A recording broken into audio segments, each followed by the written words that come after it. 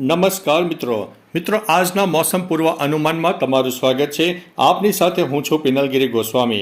મિત્રો આજના વેધર એનાલિસિસમાં વાત થશે આજે તારીખ 4 જુલાઈથી લઈને 15 જુલાઈ સુધી ગુજરાતમાં કેવું રહેશે હવામાન। આવનારા દિવસોમાં ગુજરાત અને તેની આસપાસ કઈ સિસ્ટમ કામ કરશે જે ગુજરાતમાં મિત્રો સાર્વત્રિક વરસાદ આવશે, ઉપરાંત મિત્રો કયા જિલ્લામાં વધુ વરસાદની શક્યતા છે, તમામ પ્રકારની માહિતી આ એક વિડીયોમાં તમને મળી જવાની છે।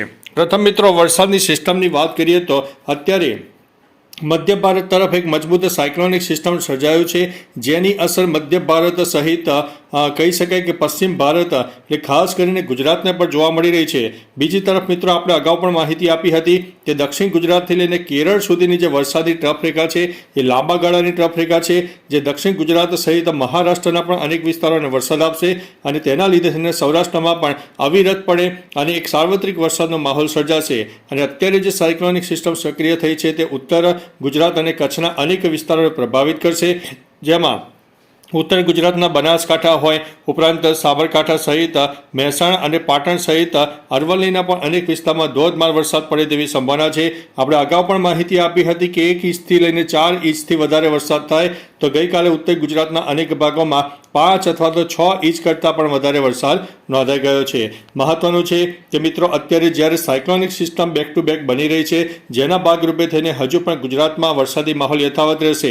બીજી તરફ રાજસ્થાનથી લઈને મધ્ય ભારતથી લઈને કહી શકાય કે પૂર્વ ભારતના અનેક વિસ્તારો સુધી એક વરસાદની કહી શકાય કે ટ્રફ રેખા મિત્રો સર્જાઈ ગઈ છે અને આ જે ટ્રફ રેખા છે તેની અસર ઉત્તર ભારતને હવે વધારે થવાની છે અને આ ટ્રફ રેખાનું જે કહી શકાય જે આંખ છે ધીમે ધીમે ઉપર પણ જશે અને ઉત્તર ભારતના અનેક ભાગોમાં વરસાદ આપશે।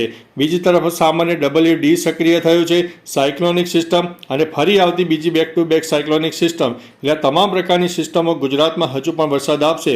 બીજી તરફ અરબી સમુદ્ર અને બંગાળની ખાડીની જે ભેજવાળા હવાઓ છે તેના કારણે મિત્રો લો ક્લાઉડ ફોર્મેશન વધારે સર્જાશે, ભેજનું પ્રમાણ વધારે સર્જાશે જેના કારણે ગુજરાતમાં અવિરતપણે વરસાદની શક્યતા રહેલી છે। હવે મિત્રો આગળની સ્લાઇડમાં તમને બતાવીશું કે ગુજરાતમાં કયા માધ્યમો એવા છે કે જેમાં વરસાદની શક્યતા વધુ છે। સાયક્લોનિક સિસ્ટમને કારણે રાજસ્થાન સહિત મધ્ય ભારત સહિત ગુજરાતના પૂર્વ તરફના વિસ્તારો ખાસ કરીને અરવલ્લી, મહીસાગર, પંચમહાલ, દાહોદ સહિત છોટાઉદેપુરના પણ અનેક વિસ્તારો પ્રભાવિત થાય। ઉપરાંત મિત્રો સૌરાષ્ટ્રના દક્ષિણ તરફના વિસ્તારો જૂનાગઢ, અમરેલી, ભાવનગર, ગીર સોમનાથ, રાજકોટ અને પોરબંદરના પણ કોઈ વિસ્તારમાં ભારેથી ભારે વરસાદ થાય જેમાં 1 ઇંચથી લઈને 4 ઇંચ કરતાં પણ વધારે વરસાદ નોંધાય તેવી શક્યતા છે। દક્ષિણ ગુજરાતમાં પણ મિત્રો એક સાર્વત્રિક વરસાદનો માહોલ સર્જાશે। મધ્ય ગુજરાતના અનેક ભાગો પણ હજુ સાર્વત્રિક વરસાદના માહોલમાં આવે છે। કચ્છમાં સામાન્ય વરસાદનું પ્રમાણ ઓછું રહેશે। કોઈ વિસ્તારમાં લો ક્લાઉડ ફોર્મેશન સર્જાઈ જાય તો જે તે વિસ્તારમાં વધુ વરસાદ થઈ શકે તેવી શક્યતા છે। બાકી મિત્રો ઉત્તર ગુજરાતના અનેક ભાગોમાં હજુ પણ આ જે સિસ્ટમ છે તેની વ્યાપક અસર આપણને જોવા મળનારી છે। હવે મિત્રો આગળની સ્લાઇડમાં જોશો તો આજે મિત્રો તારીખ 4 જુલાઈ છે તો 4 જુલાઈનું તમે જોશો તો કચ્છ સહિત સૌરાષ્ટ્રના અનેક પંથકમાં વરસાદની શક્યતા દેખાઈ રહી છે। એટલે આ એક ઇન્ફ્રારેડના માધ્યમથી તમે જોઈ શકો છો કે ક્લાઉડ ફોર્મેશન કેટલું મજબૂત છે અને ગુજરાતમાં એક સાર્વત્રિક વરસાદનો માહોલ સર્જાઈ ગયો છે।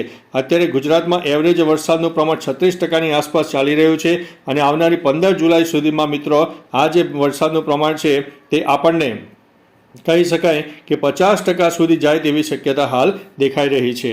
મહત્વનું છે કે આગામી દિવસોમાં હજુ પણ વરસાદનો જોર યથાવત રહેશે। કયા જિલ્લામાં વરસાદની શક્યતા વધુ છે તે તમને તારીખ પ્રમાણે જણાવી દઈએ।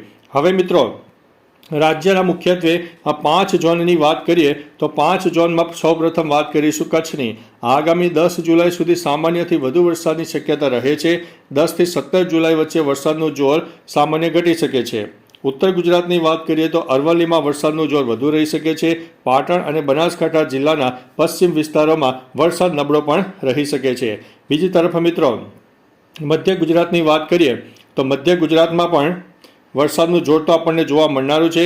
કયા વિસ્તારમાં વરસાદની શક્યતા છે તો મધ્ય પૂર્વ ગુજરાતની વાત કરીએ તો મહીસાગર, દાહોદ, પંચમહાલ અનેક જિલ્લામાં વરસાદનું જોર વધુ રહી શકે છે। અમદાવાદ, ખેડા અને આણંદમાં સામાન્ય વરસાદ રહી શકે છે। સૌરાષ્ટ્રની વાત કરીએ તો સૌરાષ્ટ્રમાં સામાન્યથી વધુ વરસાદની શક્યતા છે। દ્વારકા, પોરબંદર, જામનગર, રાજકોટ જિલ્લામાં વરસાદનું જોર વધુ રહી શકે છે। જોકે દરિયાકાંઠાની નજીકના વિસ્તારમાં 10 જુલાઈ બાદ વરસાદનું જોર મિત્રો ઘટી શકે છે। મહત્વનું છે કે ગુજરાતમાં હજુ પણ વરસાદનું જોર આપણને જોવા મળનારું છે। ખાસ કરીને દક્ષિણ ગુજરાતની વાત કરીએ તો આગામી 17 જુલાઈ સુધી દક્ષિણ ગુજરાતમાં સામાન્યથી વધુ વરસાદ થઈ શકે છે અને 18 જુલાઈ બાદ દક્ષિણ ગુજરાતમાં વરસાદનું જોર ઘટી શકે છે. બીજા પખવાડિયાથી ઓછા વરસાદની શક્યતા રહે છે. એકંદરે મિત્રો 18 જુલાઈ સુધીમાં એક મોસમ પૂર્વાનુમાનના આધારે જાણવા મળ્યું શક્યું છે કે આ વરસાદનું જોર હજુ આપણને જોવા મળનારું છે. બીજી તરફ મિત્રો રાજ્યના 181 તાલુકામાં મેઘરાજાએ સટાસટી બોલાવી છે. વહેલી સવારે ઉત્તર ગુજરાત અને બપોર બાદ સૌરાષ્ટ્રને મિત્રો વરસાદે ગમરોળી દીધું હતું. ઈડરમાં તો મિત્રો 5.5 ઇંચ જેટલો વરસાદ અને ધાનેરામાં 4.5 ઇંચ જેટલો વરસાદ ખાબકી ગયો છે. મહત્વનું છે કે હજુ પણ વરસાદની ધબધબાટી યથાવત રહેશે. હવે મિત્રો ગુજરાતના મોન્સૂન મીટરની વાત કરીએ તો કયા જિલ્લામાં કેટલો વરસાદ થયો છે અને કયા વિસ્તારમાં વરસાદનું પ્રમાણ છે અને એવરેજ વરસાદની પ્રમાણની ટકાવારી કેટલી છે. તો ગુજરાતમાં એવરેજ જે વરસાદનું પ્રમાણ છે 36.54% આસપાસ પહોંચી ગયું છે અને આગામી 15 જુલાઈમાં સુધી તે 50% આસપાસ પહોંચી જાય તેવી શક્યતા દેખાઈ રહી છે. બીજી તરફ મિત્રો આ કચ્છની વાત કરીએ તો કચ્છમાં 32.97% વરસાદ, સૌરાષ્ટ્રમાં 29.87% વરસાદ, ઉત્તર ગુજરાતમાં 38.18% વરસાદ, દક્ષિણ ગુજરાતમાં 35.66% વરસાદ અને કહી શકાય કે મધ્ય ગુજરાતમાં 39.89% વરસાદની આસપાસ નોંધાઈ ગયું છે. ત્યારે મિત્રો મેઘરાજા ક્યાંક ધોધમાર તો ક્યાંક ધીમી ધારે વરસાદ વરસાવી રહ્યા છે. હાલ દક્ષિણ ગુજરાતમાં અપર એર સાયક્લોનિક સિસ્ટમ સક્રિય હોવાને કારણે આ વરસાદ મળી રહ્યો છે. હવામાન વિભાગે મિત્રો ખાસ કરીને 7 જુલાઈ સુધી ભારે વરસાદની આગાહી કરી છે. ગુરુવારે સવારના 6 વાગ્યાથી લઈને સાંજના 6 વાગ્યા સુધીમાં રાજ્યના 181 તાલુકામાં મિત્રો વરસાદ નોંધાઈ ગયો છે. સૌથી વધુ વરસાદ સાબરકાંઠાના ઈડરમાં 5.5 ઇંચ વરસાદ નોંધાયો છે, જ્યારે બનાસકાંઠાના ધાનેરામાં પણ 4.5 ઇંચ જેટલો વરસાદ નોંધાયો છે અને આ વરસાદ ખાબકતા જળબંબાકારની પરિસ્થિતિનું નિર્માણ થયું છે. સૌરાષ્ટ્ર અને કચ્છમાં આગામી દિવસોમાં રેડ એલર્ટ પણ આપી દેવામાં આવ્યું છે.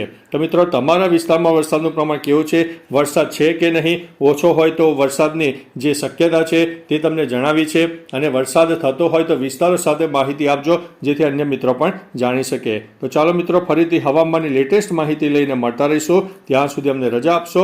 નમસ્તે.